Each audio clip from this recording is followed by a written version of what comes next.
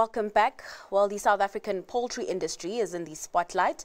The Competition Commission has launched an investigation into the sector due to concerns about market dominance and fairness. With four major players controlling nearly 63% of the country's chicken production, the inquiry is set to examine the sector's business practices and relationships between large producers and small-scale farmers. Joining me to unpack the implications of this investigation is Isak Breitenbach, CEO of the South African Poultry Association's broiler organization. Isak, thanks so much for your time today. Now, the market inquiry has generated a lot of headlines, with some suggesting it's a crackdown on the big producers. Now, you've said this is not a witch hunt, but rather an evaluation of the whole value chain. Just unpack that. What exactly is the inquiry trying to establish, and what is it not about? Correct, yes. There's quite a lot of confusion about the investigation. What the investigation is it's not investigating individual company for collusion. So that is not on the table, that is not what's being investigated, but what they are investigating is market access of the whole industry for small black farmers. And that is what this whole issue is about. I think what one needs to say is that our industry is a very competitive industry. The industry as a whole is globally competitive. And when we look at profit margins within the industry, it's paper thin. So there is a lot of competition amongst these companies. Yeah. But we are a mature industry. It is an integrated industry, and it is because the industry has been in existence for so long.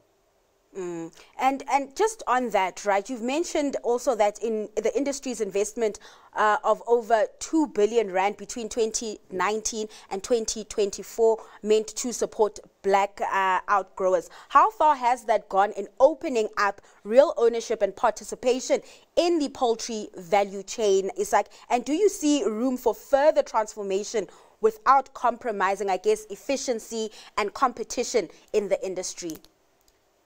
Yes, I do. I do see more potential for progress. If we talk about what happened between 2019 and basically 2024, you're correct. We invested 2.1 billion rand in facilities, not in contract farmers. Okay. And the idea was that we needed to increase the total amount of production to make room for independent black contract growers to enter the market. What has happened subsequently is that we were absolutely successful. During that particular point in time, we established 20 new black contract growers, and these are big farmers. They're big businessmen running facilities that cost up to 45 million rand each.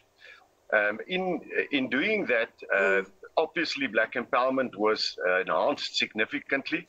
I think that what is not really well documented is the fact that we've also had the companies assisting a black entrepreneur in setting up a hatchery that sells 200,000 chicks a week, predominantly into the market, the small farmer market. So very big progress in terms of transformation. What we need to do in future is we need to do exactly what we've done in the past, and that is grow this industry and create more opportunities, more market access for black producers to enter the poultry value chain.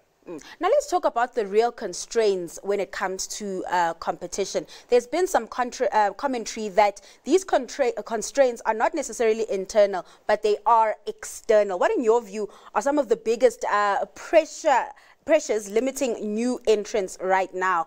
We can even talk about, feed costs, failing infrastructure, dumped imports in the country. This is as I've mentioned right at the start, this is a very competitive industry, and because of that, when a new producer wants to access the market, they need to be competitive right from the start. And that is one of the big issues. Remember that our competition is not only the people that we compete with or the companies that we compete with around us in South Africa. We compete with Brazil, America, the European Union. And they are sending, on average, about 30,000 tons of poultry meat to South Africa on a monthly basis. And our new entrants would have to compete with this imported chicken and the cost at which the chicken would enter the market. Having said that, I think that one must remain cognizant of the fact that this is a very good industry. It's a big industry. We employ in excess of 130,000 people in the extended value chain, and we must not lose our competitive edge that's been developed over many, many years in opening up market access. Having said that, absolutely we have to give market access. Just on that then, Isak, how do you then balance protecting jobs, maintaining affordability for consumers while still creating space for smaller players to grow? And are you confident that this inquiry won't end up creating some sort of uncertainty in the industry that could deter future investment? To start at the end of your last question is, yes, it's creating uncertainty. It will impact investment into the industry. But what we need to do is we need to grow this industry. If we grow the industry, it opens up market access for any player, for existing players and new entrants. This industry between 2010 and 2019 did not grow. This industry became smaller and smaller year after year after year. We were shedding jobs. No entrants, no new black producers entered the market at that particular point in time. But then because of the master plan, we developed a model of how we can actually grow the industry to create these opportunities. That has happened. And as we sit here today, 17.9 million broilers are farmed by black producers in South Africa at present. And we would like to grow that number, but we can't grow it at the cost of competitiveness. All right, let's leave it there, Isak. Thanks so much for your time and taking us through the dynamics playing out in the poultry industry amid this market inquiry.